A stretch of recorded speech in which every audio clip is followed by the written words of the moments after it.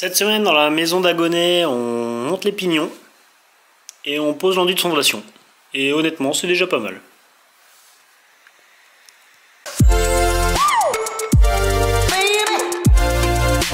Salut à tous, bienvenue dans la maison d'Agonais. Moi c'est Flo et sur cette chaîne, je vais construire une maison neuve avec mon père en moins d'1 an et pour moins de 70 000 €. Je te montre toute la construction et partage avec toi les délais, les coûts détaillés de ce projet. Alors si ça t'intéresse, n'hésite pas, abonne-toi. Salut à tous, bienvenue dans la maison d'Agonais. Cette semaine, on attaque les trucs pointus là. Les pignons, allez c'est parti. Alors pour la réalisation des pignons, j'ai demandé à mon charpentier le 3D de ma charpente en fermette. Et ça va me permettre d'adapter ma maçonnerie, mes pignons, à cette charpente. Ensuite, on a monté une hauteur de parpaing et on a calculé la hauteur du pignon et on a tiré les cordeaux que tu vois ici en bleu sur l'image.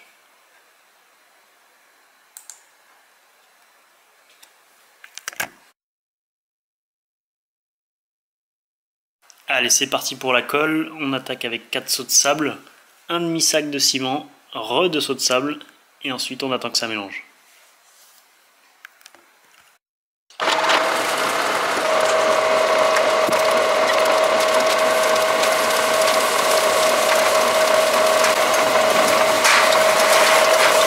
Faut que ça fasse platch. Si ça fait pas splatch, c'est qu'il n'y a pas assez d'eau. Là, ça fait pas splatch.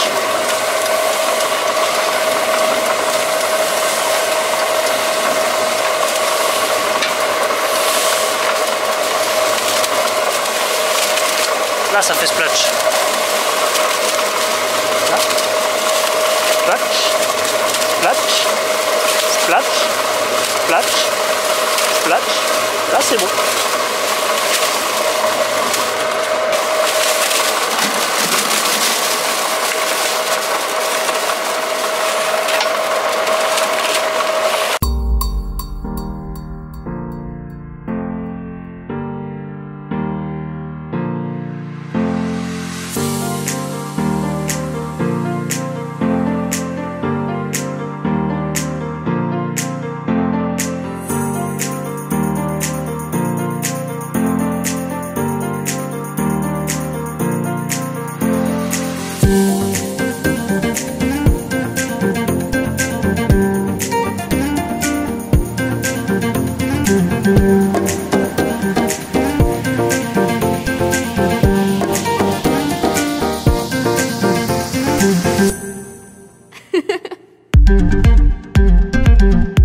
Bon, on a décidé de prendre un peu de hauteur sur le chantier.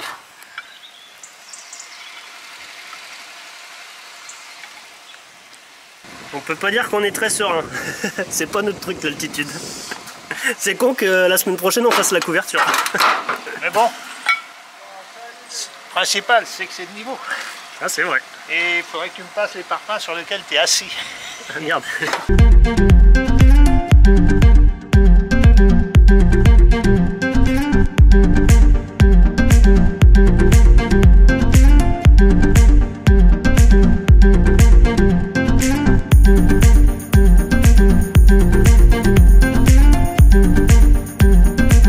La course avec nos amis maçons en face, mais ils ont déjà fait 2 maisons quand nous on a fait qu'une quoi. Ah, vu d'ici ça paraît droit hein. Ouais c'est droit. Ça dépend comment je mets la caméra, remarque.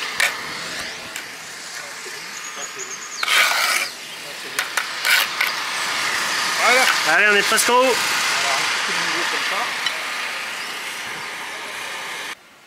Alors fabrication artisanale de la poulie, c'est quoi? C'est une roue de scooter. Alors une roue de scooter, t'as mis quoi dessus? Il y a quoi d'autre? Du fait qu'elles ont un roulement, 2 roulements. Là, des roulements là? Ouais, et ça va beaucoup mieux. Ah oui, t'as mis des roulements au milieu en fait. Un fer plat, un axe devant. Ça, t'as rajouté aussi là ça là? Manille au-dessus, et puis voilà. Ça c'est pareil, c'est pareil, c'est toi qui l'as fabriqué? Une potence. D'accord. Avec un anneau en haut. Un anneau, ah oui là, l'anneau là qui est là. Non, à droite. Ah ici ouais, un anneau qui fait le tour. Et ici juste un crochet pour pouvoir juste la poser comme ça. Et voilà. Et ouais, ça marche avec la pluie. Et 2 petites guides pour pas que la corde se Ah, c'est ça, les petits guides, tu sais quoi, tu les as soudés, non? sur la poulie. Dans l'axe de la poulie. Ah, mais ils sont soudés dessus, là? Ah ouais, là, tu les as soudés, là. Là, ils sont soudés, ouais, d'accord, ok. Eh ben, c'est bien pratique. C'est pas cher. Par contre, c'est haut, hein. Oula, pas tomber, hein. On est à combien de mètres des oiseaux, là? Les oiseaux, je sais pas. D'ailleurs, l'échafaudage, c'est aussi une fabrication artisanale d'Agonet Père.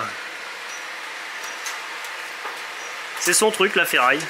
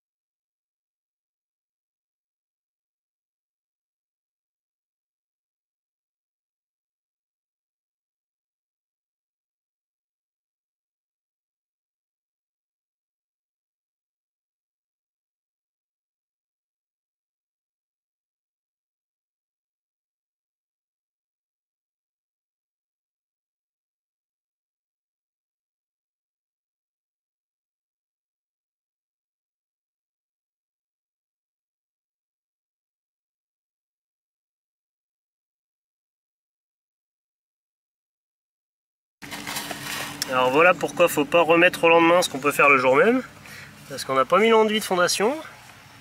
Et maintenant il y a toute la colle qui est tombée là, il va falloir tout gratter avant de pouvoir poser l'enduit. Donc la prochaine fois, quand la dalle est sèche, on met l'enduit et on n'attend pas 15 jours avant de le faire. Et pareil là pour les joints, là, il y en a plusieurs joints qui sont pas bien faits. Donc là je pense que la prochaine fois je ferai bien attention de les boucher au fur et à mesure plutôt que de tous retaper à la fin là comme on est en train de faire. Parce honnêtement c'est pas terrible. Et cette technique là par contre, si je l'avais eu du début je pense que je l'aurais appliqué systématiquement. C'est vraiment top, ça fait des joints propres avant de mettre l'enduit. Donc voilà, mieux faire pour la prochaine fois. Et en plus là je viens de te montrer le soubassement mais tout le mur c'est pareil quoi. Il y a quelques endroits où on l'avait fait, on a pas mal de joints à récupérer, donc là c'est vraiment de la perte de temps. Ça nous fait faire le boulot 2 fois. Bon voilà, c'est propre, hein, mais je pense qu'on nous y reprendra plus. Hein, c'était chiant. Hein. Okay. Non, beaucoup. Alors que ça serait fait au premier rang. Ouais, ça serait pas fait chier. Alors, pour l'enduit de fondation, c'est du Fonda Imper K222. 5 litres 5 d'eau par sac de 25 kg. Tu vois ça où toi? Ici, là. Préparation du gâchis. Ok. Support admis, c'est quoi? C'est ouais, ok, le béton.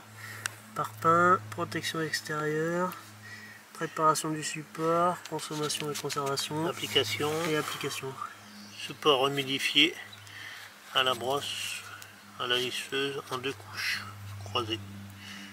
Alors, préparation, donc on va le préparer avec ça, la touilleuse. Délai entre les passes 3 heures, délai avant remblaiement 3 jours.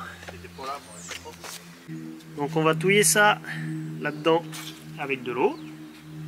Et ensuite on va appliquer sur notre fondation partout.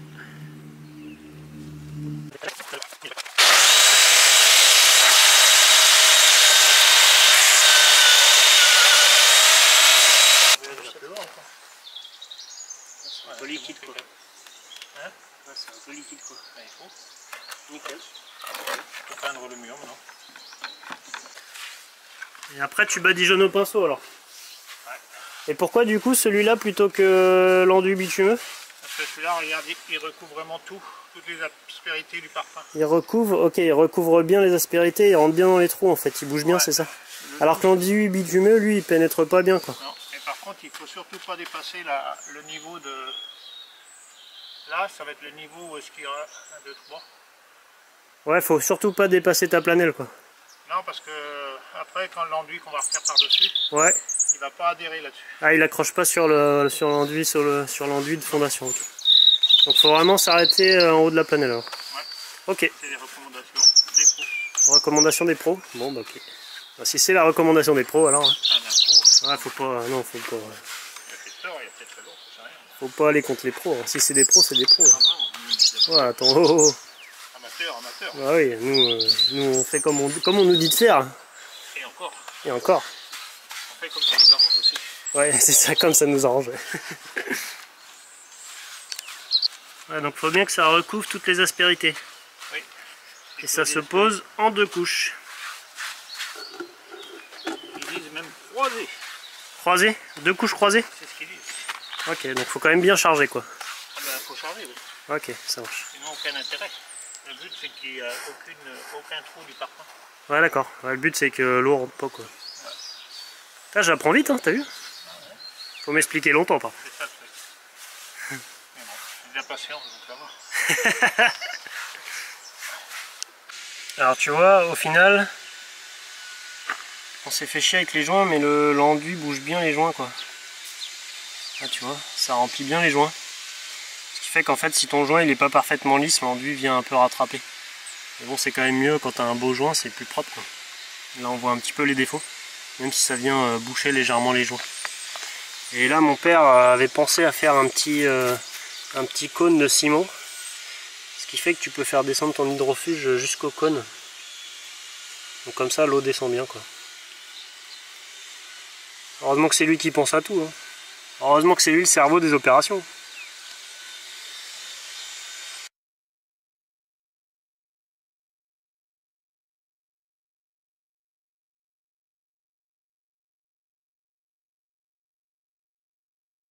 Bon, alors, je sais pas si tu te souviens, mais on avait fait ici une entrée pour le vide sanitaire. Et on va faire une petite carrée comme ça, tac, tac et tac, en parpaing sur une certaine hauteur. Et on viendra remblayer autour de la carrée. Et on mettra une petite dalle de béton dessus. Comme ça, ce sera l'accès pour aller au soubassement. C'est pas un endroit où on est censé aller souvent, donc faire un petit truc un peu light. Je crois que la maçonnerie aura eu raison de mon gant.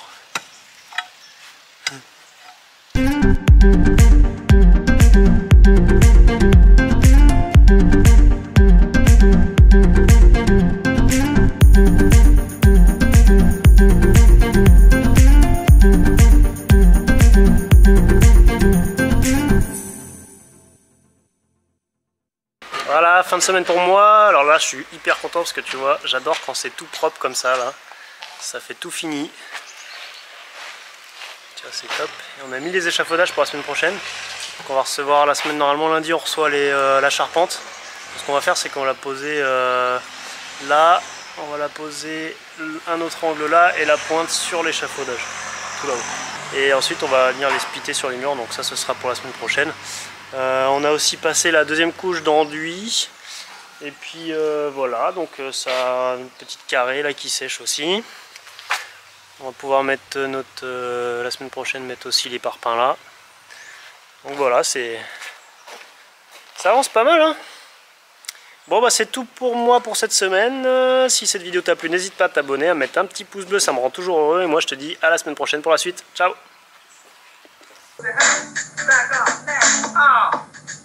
Yeah.